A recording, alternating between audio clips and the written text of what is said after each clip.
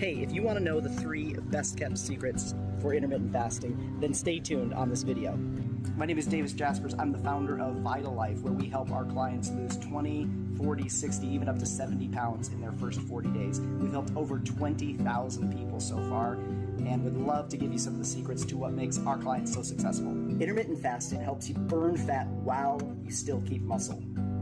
Now, what I would recommend is doing what they call 8-16, which means that you're going to be eating for 8 hours and you're going to be fasting for 16 hours. And what I recommend for my clients is that they start at lunch. So let's say you eat lunch at noon. Well, you can eat between noon and then 8 p.m. Want to eat a little bit earlier? Let's say you eat at 10 a.m., then don't eat past 6.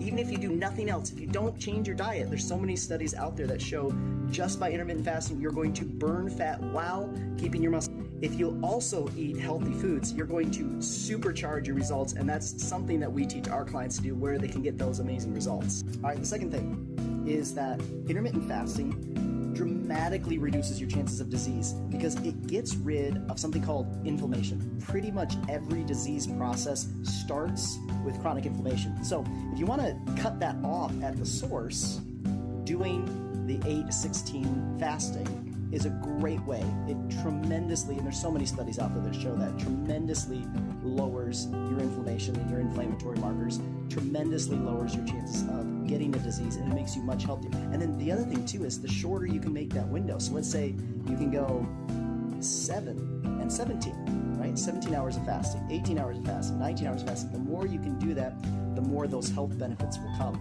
The other thing that's really cool is when you're intermittent fasting, something called autophagy happens, which is where unhealthy cells die and then they're replaced by healthy cells. And that's a natural process, but that's sped up when you're doing intermittent fasting.